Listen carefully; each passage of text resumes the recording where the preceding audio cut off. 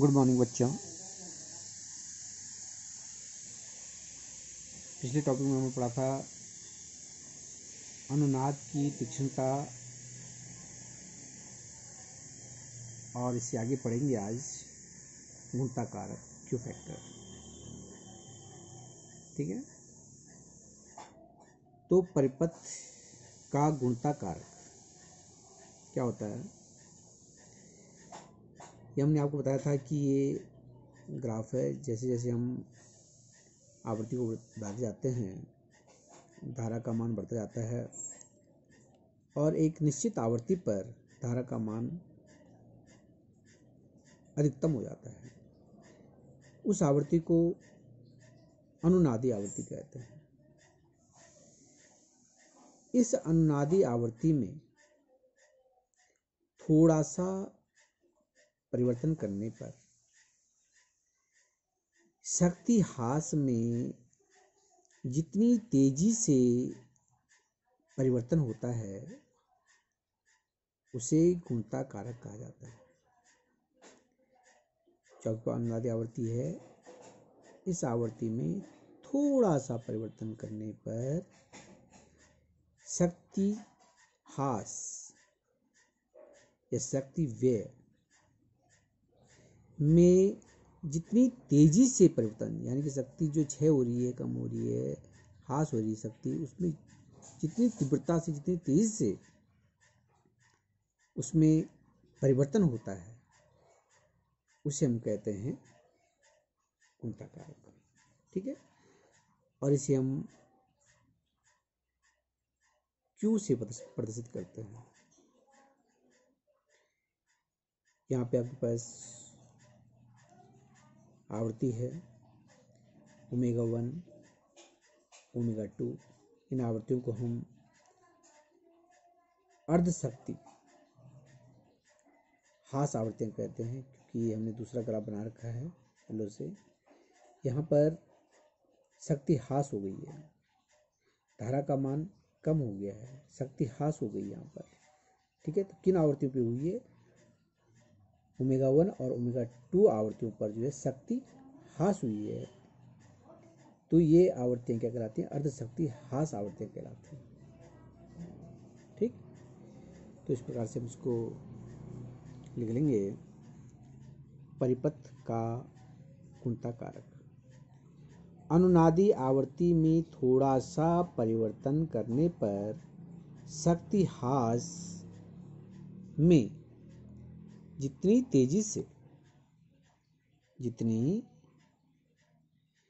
तेजी से परिवर्तन होता है उसे हम गुणता कारक कहते हैं या गुणता कारक कहा जाता है। परिपथ का गुणता कारक Q बराबर omega 0 upon omega 2 minus omega 1। ठीक है, हम जानते हैं LCR परिपथ में जो धारा का अधिकतम मान होता है वो I0 बराबर V0 upon under root of R square plus कोस्ट XL माइनस XC का होल वर्ग होता है, जहाँ XL प्रेरण प्रतिघात है जिसका मान होता है ओमेगा L और XC धारतीय प्रतिघात है जिसका मान होता है 1 अपॉन ओमेगा C। इन दोनों मानों को यहाँ पे पुट कर देंगे तो क्या हो जाएगा? I0 बराबर V0 upon under root R square plus कोस्ट omega L minus 1 upon omega C का होल वर्ग। समीकरण नंबर मान लेंगे इसको 2। ठीक है, ये आपकी समीकरण नंबर 1 मान लेंगे, ये समीकरण नंबर 2 मान लेंगे। जैसे हमने अभी आपको बताया कि ओमेगा 1 तथा ओमेगा 2 ये क्या हैं? अर्ध शक्ति ह्रास आवृत्तियां हैं। ठीक है, अर्ध शक्ति ह्रास आवृत्तियां। इन आवृत्तियों पर धारा का जो मान होता है, यहाँ पे चित्र में देखिए, ये A और B पॉइंट दिखा रखे हैं। यहाँ पर आवृत्ति A पर ओमेगा 1 है, B पर ओमेगा 2 है और ये धारा का मान है। धारा को हम पीछे को बढ़ाएंगे तो ये इसको हम I0 से यहाँ पर प्रदर्शित कर रहे हैं, इसको भी यहाँ पर इसको I0 अधिकतम के द्वारा प्रदर्शित कर रहे हैं, यहाँ पर इसको I0 के द्वारा प्रदर्शित कर रहे हैं। तो यहाँ पर जो धारा का मान होता है इन आवृत्तियों पर, जो अर्ध शक्ति हास आवृत्तियाँ हैं, उन आवृत्तियों पर जो धारा का मान होता है वो धारा के अधिकतम मान का 1/√2 गुना होता है। ठीक है, यहाँ पर जो धारा का मान होता है अर्ध शक्ति हास आवृत्तियों पर जो धारा का मान होता है वो धारा के अधिकतम मान का 1/√2 गुना होता है। ठीक है, ओमेगा 1 तथा ओमेगा 2 अर्थात अर्ध शक्ति हास आवृत्तियों पर धारा का मान अधिकतम मान का 1/√2 गुना होता है।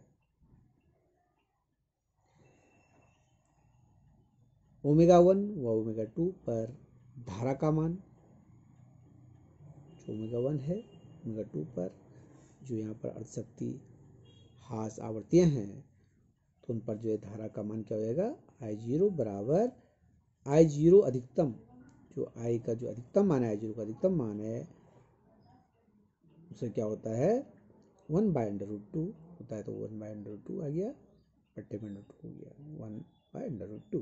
तो I0 बराबर हो जाएगा अधिकतम बटे √2, I0 अधिकतम बटे √2। ठीक है, चूंकि I0 अधिकतम बराबर होता है V0/R, ये हमने LCR पेपर में पढ़ा है कि अधिकतम मान के लिए XL और XC जो होते हैं बराबर होते हैं। तो उस प्रकार से I0 का अधिकतम मान क्या निकलता है, V0/R। यहाँ पर हम समीकरण नंबर 3 में I0 का मान रख देंगे। समीकरण नंबर 3 आपके पास है, यहाँ पर I0 अधिकतम का मान रख देंगे तो क्या हो जाएगा आपके पास, I0 बराबर V0/R√2। समीकरण नंबर 4 इसको मान लेंगे। समीकरण नंबर 4 में समीकरण नंबर 2 से I0 का मान रखने पर समीकरण नंबर आपके पास 2 है। ठीक है, ये I0 का मान ये हम समीकरण नंबर 4 में रख देंगे, तो रख दीजिए। तो ये हमने I0 की जगह रख देंगे V0/√R² plus cos⁻L minus 1/ωc का स्क्वायर बराबर V0, ये आगे वाला आ जाएगा V0/R√2। V0 से V0 कट जाएगा ये, तो हमारा जो है ये बच जाएगा आपके पास, ये ऊपर आ जाएगा √R² plus cos⁻L minus 1/ωc का होल वर्ग that is equal to R√2, ये बच जाएगा। ठीक है ना, इसका वर्ग कर दीजिए। इसका हमने यहाँ पे क्या करना है, वर्ग करना है। तो दोनों पक्षों का वर्ग करने पर वर्ग करेंगे तो ये अंडर रूट जो इसका है ये हट जाएगा, तो R² plus cos⁻L minus 1/ωc का square that is equal to, यहाँ पे अंडर रूट हो जाएगा इसका, तो 2 इसका वर्ग हो जाएगा 2R का स्क्वायर। ठीक है, इसको इधर पक्षांतर कर दीजिए। यहाँ पे इसको लिख सकते हैं ω_L minus 1/ωc that is equal to 2R का स्क्वायर माइनस R का स्क्वायर। हमने क्या करना है यहाँ पे, इसको इधर पक्षांतर कर दीजिए, तो इधर जो है प्लस में इधर आगे माइनस हो जाएगा, तो इस प्रकार से बन जाएगा ω_L बराबर 1/ωc that is equal to R² minus R²। और इसको हम लिख सकते हैं ω_L माइनस 1/ωc का स्क्वायर भी है, ये स्क्वायर कीजिए, स्क्वायर है, स्क्वायर में रखेंगे दैट इज इक्वल टू, इसको घटा देंगे तो ये बच जाएगा बस R का स्क्वायर। इसका हम इसको हटाएंगे तो वर्गमूल निकाल लेंगे यहाँ पर, तो इस प्रकार से आ जाएगा ये ω_L माइनस 1/ωc का वर्ग that is equal to R² हो गया।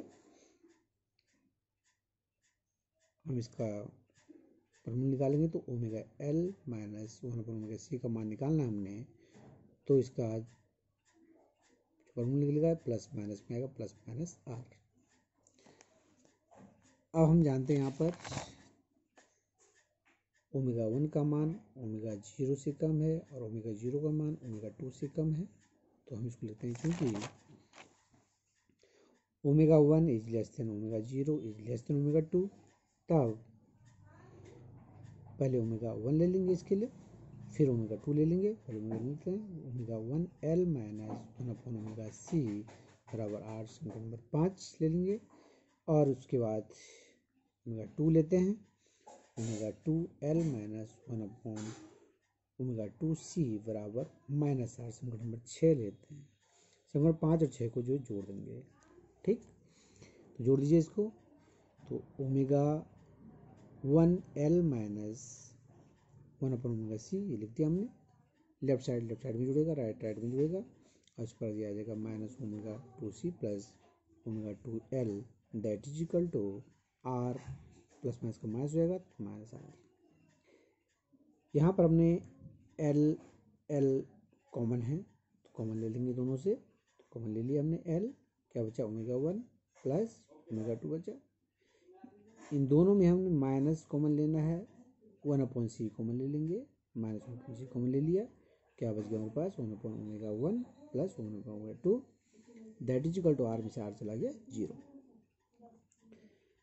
L into omega 1 plus omega 2 minus 1/c, यहाँ पर इसका एलसीएम ले लेंगे, तो इसका एलसीएम हो जाएगा ओमेगा 1 ओमेगा 2, और इस पर इसका मल्टीप्लाई ऊपर जाएगा तो यहाँ आ जाएगा omega 1 plus omega 2 that is equal to 0।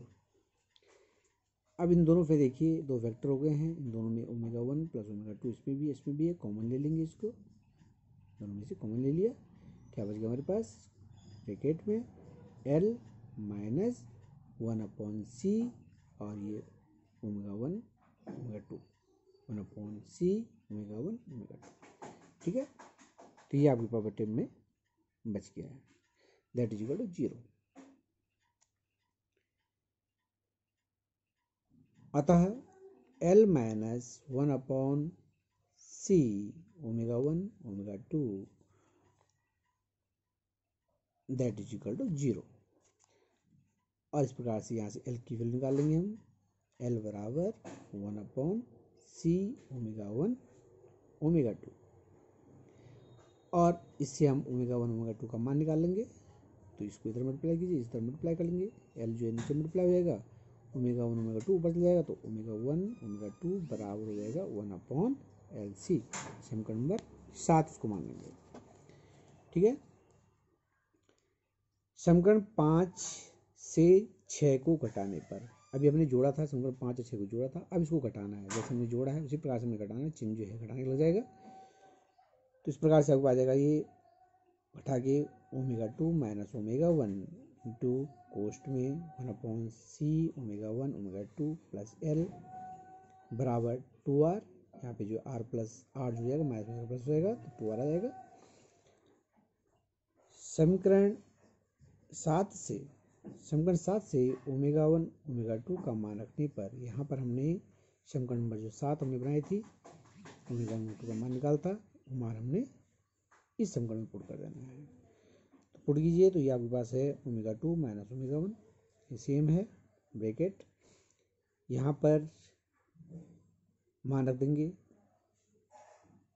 1/ओमेगा 1 omega 2 मान रखना हमने, तो ये होता है 1/LC, ठीक है। क्या रखेंगे इसकी जगह पे, इस जगह पर रखेंगे 1/LC, LC कहाँ चल जाएगा ऊपर चल जाएगा, ठीक है, और इस प्रकार से आपको आ जाएगा LC/C plus L that is equal to 2r, C से C कट जाएगा, यहाँ पर ओमेगा 2 माइनस ओमेगा 1 इंटू क्या बच गया L प्लस L, C से C कट गया, इसको हम काट सकते हैं, C से C कट जाएगा, तो क्या बच गया L प्लस L 2L हो जाएगा that is equal to 2r, ठीक, ये आपका आ गया है। अब यहाँ से हमने ओमेगा 2 माइनस ओमेगा 1 का मान निकालना है, ये जो इसके बट्टे में चल जाएगा, तो इस प्रकार से आपके पास आएगा ये omega 2 minus omega 1 that is equal to 2r/2l, 2 से 2 काट देंगे, क्या बच गया r/l, तो ओमेगा 2 माइनस ओमेगा 1 बराबर r/l, समीकरण नंबर 8। समीकरण 8 से ओमेगा 2 माइनस ओमेगा 1 का मान समीकरण 1 में रखने पर, जो समीकरण 1 आपके पास है उसमें मान रख देंगे ओमेगा 2 माइनस ओमेगा 1 का मान। ये समीकरण नंबर 1 आपके पास है, क्यू बराबर omega 0 upon omega 2 minus omega 1। यहाँ पे मान रख देंगे इससे 8 से ओमेगा 2 माइनस ओमेगा 1 की जगह रख देंगे आर अपॉन एल, इसके स्थान पर रख दीजिए आर अपॉन एल। तो क्यू बराबर omega 0 upon R upon L बढ़ते जाएगा, क्यू बराबर ओमेगा 0 एल अपॉन आर। तो इस प्रकार से क्यू फैक्टर निकल गया है, यहाँ पर क्यू का मान निकल गया है। इसे हम समीकरण नंबर 9 मान लेंगे। ठीक, थोड़ा लंबा है लेकिन 2-4 बार आप करेंगे इसको तो कोई दिक्कत नहीं है, सीक्वेंस से है, आराम से धीरे धीरे 2-3 बार इसको धीरे धीरे समझिए और करिए, इसको प्रैक्टिस करते रहिए। ठीक है, आसानी से आ जाएगा, काफ़ी इंपॉर्टेंट क्वेश्चन है। ओके।